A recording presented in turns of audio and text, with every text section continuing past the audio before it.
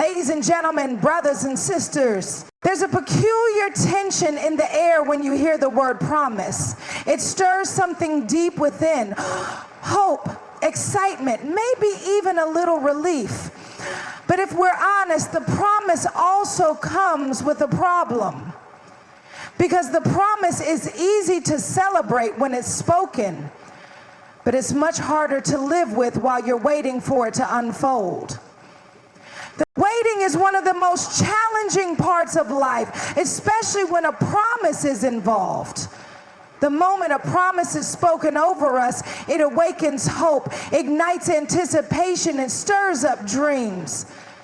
But soon after the initial excitement fades, we find ourselves in the in-between, the space where the promise has been given, but the fulfillment is nowhere in sight.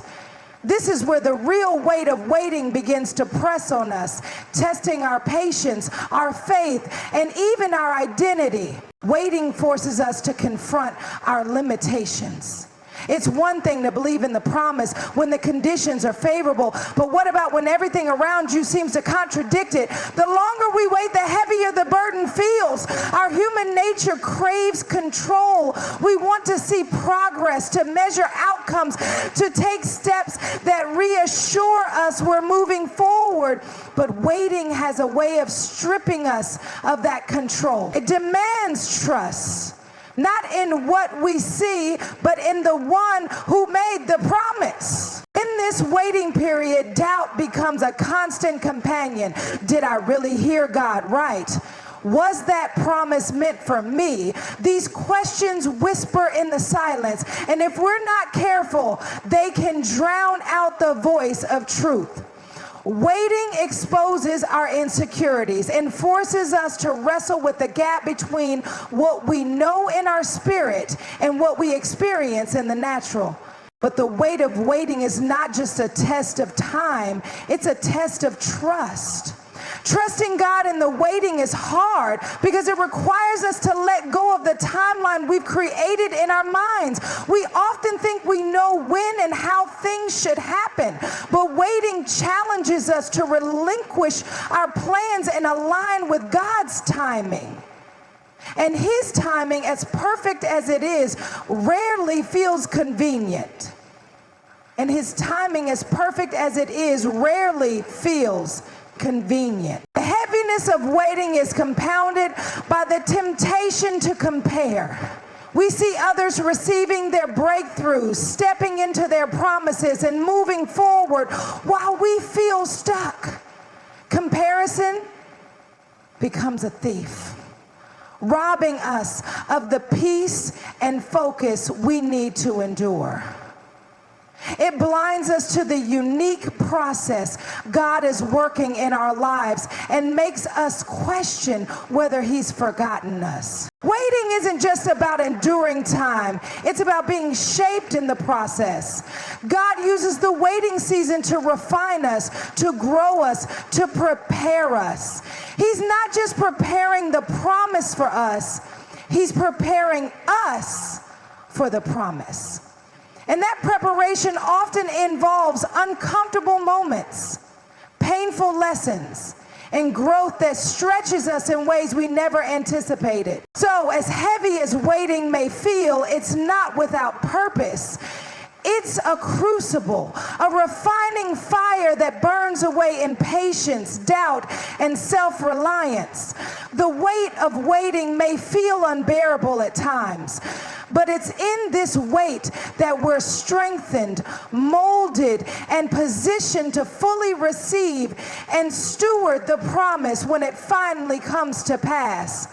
A promise is often seen as a gift, a glimpse of a future that holds hope, joy, or breakthrough. But what we sometimes forget is that a promise is not just about the destination.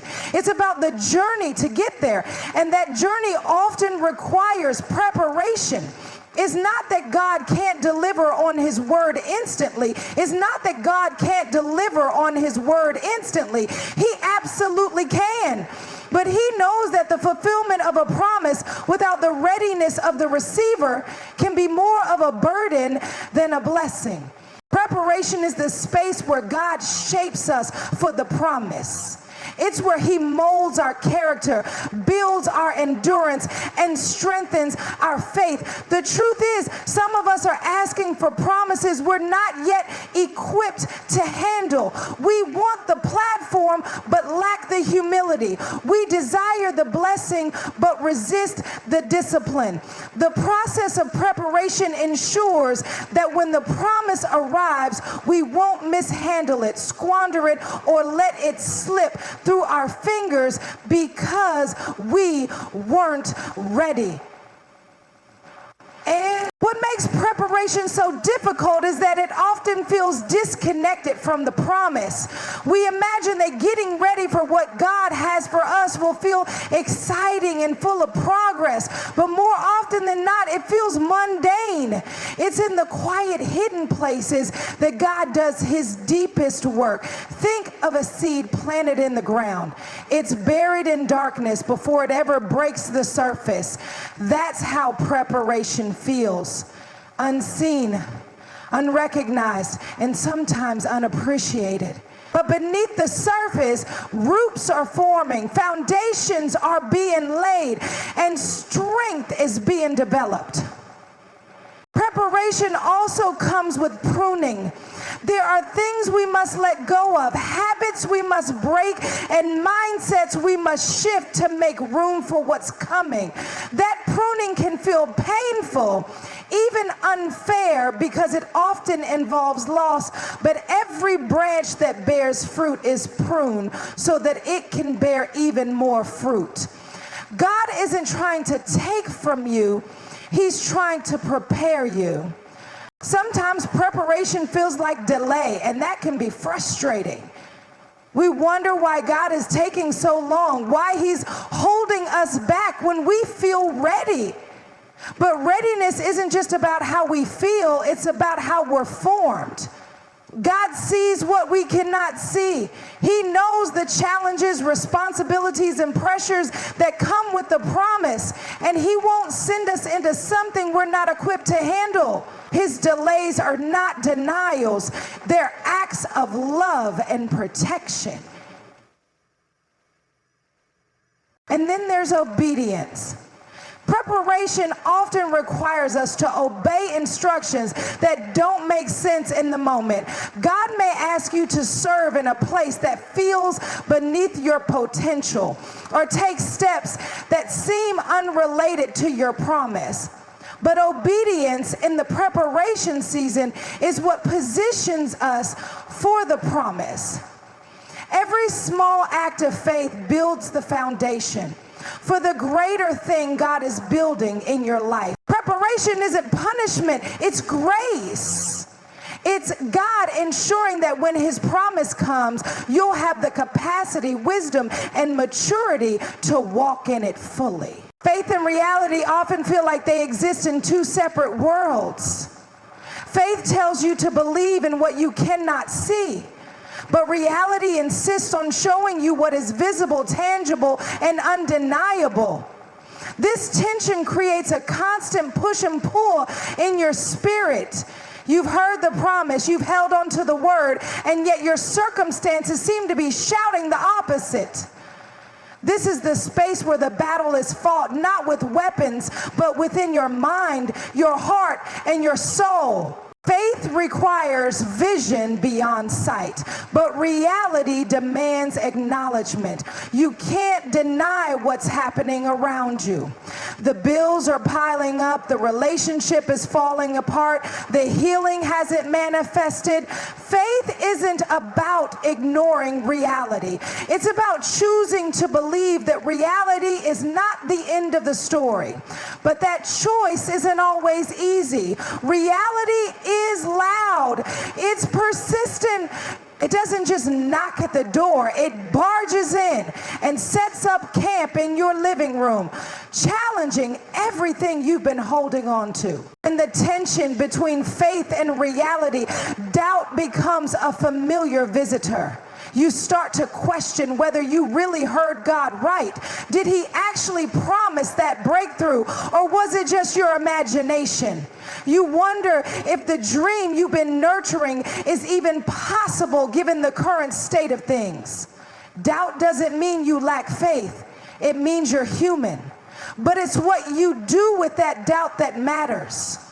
Do you let it drive you away from God, or do you bring it to him and ask for the strength to believe? There is also the struggle of time. Faith often operates outside the confines of time, while reality reminds you of every passing day, every missed deadline, every unmet expectation. You start to feel the weight of delay, and with it comes frustration. You see others walking into their promises, and you're left wondering if you're stuck, forgotten, or being punished. The tension grows heavier as you try to reconcile what God has said with what you see. The hardest part of this tension is the waiting. Faith asks you to trust in God's timing, but reality pressures you to act, to fix things, to make something happen. The temptation to take matters into your own hands becomes overwhelming. You think, if God isn't moving, maybe I need to step in. But often what we birth in our impatience is far from what God intended. It's in these moments that we must anchor ourselves in his word, even when it feels like everything is falling apart.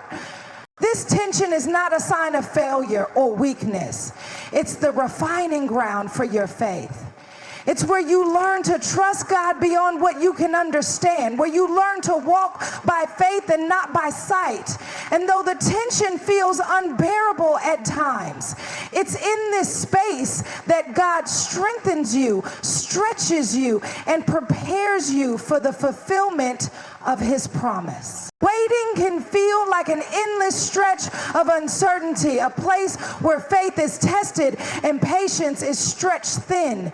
In this space, it's not uncommon to face the temptation of self-sabotage. The waiting season can stir up frustration, doubt, and even a desire to take control, leading us to make decisions that work against the very promise we're holding on to. What starts as impatience often turns into actions that derail the process, creating more obstacles than solutions. One of the most common ways we sabotage ourselves is through impatience. The promise feels delayed, so we decide to speed things up. We step ahead of God's timing, convincing ourselves that our plans will bring the promise to pass faster. But rushing the process often leads to outcomes that are misaligned with God's will. Instead of receiving the fullness of what he intended, we settle for a version that lacks his blessing. The story of Abraham and Sarah serves as a vivid reminder of this. Their impatience led to decisions that created conflict, not only for themselves, but for generations to come. Another way self-sabotage manifests is through doubt. When the waiting feels unbearable, doubt begins to whisper lies that erode our faith. We start questioning the validity of the promise. Did God really say that? Does he really have a plan for me? These doubts can lead us to abandon the promise altogether, choosing instead to pursue paths that feel safer or more certain. But these paths often leave us unfulfilled, far from the purpose God has for us. Fear also plays a significant role in self-sabotage. The waiting season often comes with silence, and silence can feel like abandonment. Fear creeps in, convincing us that if we don't act, the promise will never come to pass. So we take matters into our own hands, trying to control outcomes that were never ours to control. But fear-based actions are rarely aligned with God's will. Instead of moving us closer to the promise, they create detours and delays. Comparison is another trap that fuels self-sabotage. As we wait, we look around and see others stepping into their promises. Their progress makes our waiting feel even longer, even harder. We start to measure our journey against theirs, forgetting that God's timing is unique to each of us. Comparison leads to feelings of inadequacy and frustration, which can push us to make decisions out of envy or desperation rather than faith. Sometimes self-sabotage is subtler. It shows up as complacency, where we stop preparing for the promise because we've grown tired of waiting. Or it comes as distraction, where we fill the waiting period with things that have nothing to do with the purpose God is calling us to. Both of these responses prevent us from being ready when the promise finally arrives. Self-sabotage in the waiting is not inevitable, but it requires awareness and intentionality to avoid. The waiting season isn't just about enduring time. It's about trusting God, leaning into His wisdom, and staying aligned with His process, even when it doesn't make sense. Perspective is one of the most powerful tools we have, especially in seasons of uncertainty, challenge, or waiting. How we choose to see a situation can either propel us forward in faith or keep us stuck in frustration. It's not always the circumstance that needs to change. Often it's our perspective that requires a shift. A promise from God doesn't guarantee an easy journey, but it does require us to see the journey through His eyes, not our own. When we view life through a limited human lens, it's easy to feel overwhelmed. The obstacles seem insurmountable, the waiting feels unbearable, and the setbacks look like failures.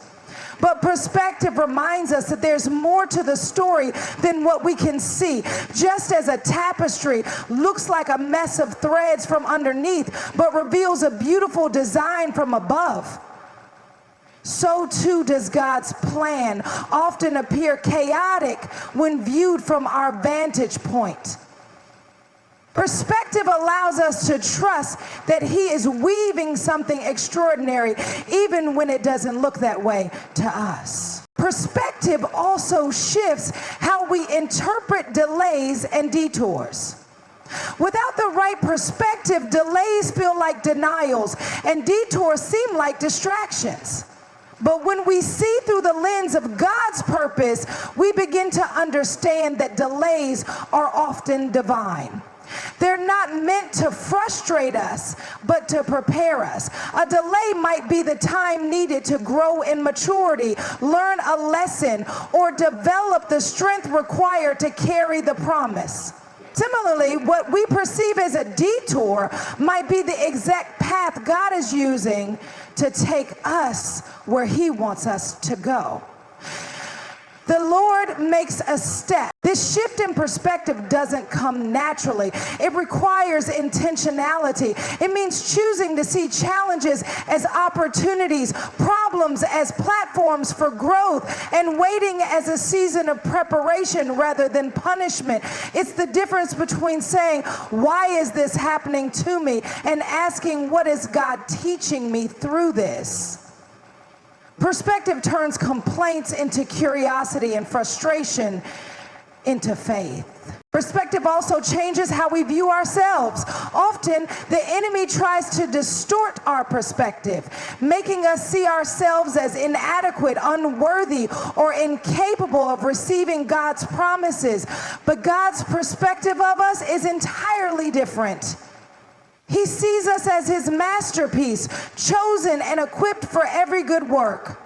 When we align our perspective with His, we begin to walk with confidence, knowing that we are who He says we are, not what our circumstances or past might suggest. Perhaps the most transformative aspect of perspective is how it affects our attitude during the journey. A shift in perspective can turn despair into hope and discouragement into determination. When we choose to see through the eyes of faith, we begin to recognize that every trial is working for our good and every delay is setting us up for something greater. Perspective doesn't necessarily change the situation, but it changes us. And that makes all the difference in how we walk through the process. A promise fulfilled is often seen as the culmination of hope, effort, and faith. It's the moment we've been waiting for, the tangible evidence of God's faithfulness. But what many of us overlook is that the fulfillment of a promise is not just about receiving, it's about stewarding. With every fulfilled promise comes a weight of responsibility, and how we handle that responsibility determines whether the promise flourishes or falters. When God fulfills a promise, He's not just giving us a gift, He's entrusting us with something sacred. This means the real work often begins when the promise is in our hands. A promotion at work isn't just a new title. It's an opportunity to lead, to serve, and to influence others with integrity. A restored relationship isn't just a reconciliation. It's a chance to nurture trust and build something stronger. A financial breakthrough isn't just about having more. It's about managing resources wisely and using them to bless others. Every promise fulfilled comes with an expectation of stewardship, growth, and maturity. One of the biggest challenges in this phase is understanding that the promise is not just for us. It's easy to fall into the trap of thinking that the fulfillment is the final reward, a moment to rest and enjoy what we've been waiting for. But God's promises are rarely just about personal gratification. They're often tied to a greater purpose. A calling that requires us to use the promise to impact the world around us. A fulfilled promise is a seed, not the harvest. It's the beginning of something greater that God wants to do through us. Responsibility also means accountability. When we step into the reality of a fulfilled promise, we're accountable for how we handle it. This requires discipline, wisdom, and a heart that remains submitted to God.